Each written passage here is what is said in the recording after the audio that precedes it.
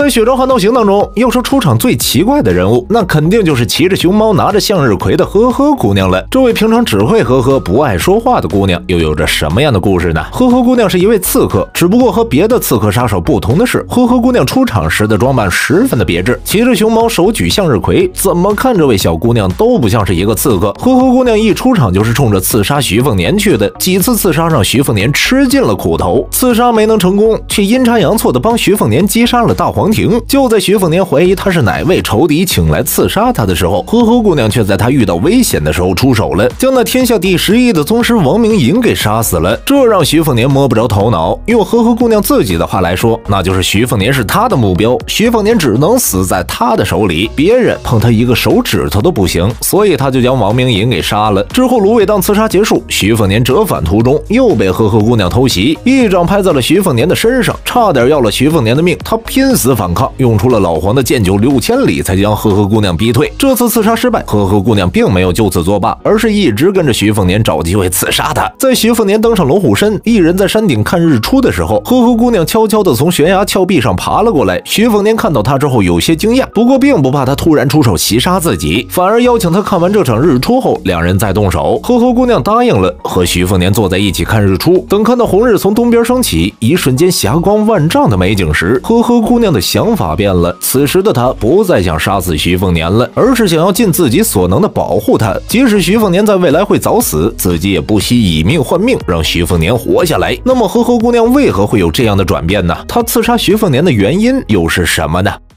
呵呵姑娘的本名叫做贾佳佳，这个名字是她义父黄三甲取的，因为黄三甲在春秋13甲当中一人独占3甲，便给呵呵姑娘取了这样一个贾佳甲的名字。而呵呵姑娘这个名字则是徐凤年给她起的。在北凉时，徐凤年很喜欢吃她的酱牛肉，当时的徐凤年不知晓她的身份，也不知道名字，加上她不爱说话，问她时总是呵呵2声，便给她取了这样一个名字。而呵呵姑娘之所以会刺杀徐凤年，其实是为了报恩。在呵呵姑娘还是小姑娘的时候，和父母生活在一起，但是她的父亲每天除了喝酒就是赌博，经常会打她和她的母亲。父亲为了钱，甚至逼迫母亲去做私娼。有一天，当父亲想要将她卖掉拿去换钱的时候，母亲终于忍不了了，将她支走后，煮了一锅放了砒霜的粥喝下去，和父亲一同死去。回到家后的呵呵姑娘见到的只有父母的尸体，将母亲的脸庞清洗干净后，用草席卷起母亲的尸体，来到凉州城内卖身葬母。在乱世时期，这种情况很常见，围观的人已经见怪不怪了，也没有人会用闲钱去管这档子事儿。没有意外的话呀，小女孩在这个冬天就会冻死。几个无赖踢开她裹住母亲的草席，骂她母亲是个脏女人。小姑娘哭着说自己的母亲不脏，冲上去咬住了无赖的腿，被无赖们狠狠地打了一顿。这样的纷争将一位世家子弟引了过来，他问小女孩，她身边的母亲和她身边的侍女谁更好看？小女孩抬起头说自己的母亲更好看。听到这句话，这位世家子弟没有表情，从侍女头上摘下一支珠钗，插在了小女孩母亲的头上，让人安葬了她的母亲后便离开了。而这位世家子弟正是北凉世子徐凤年。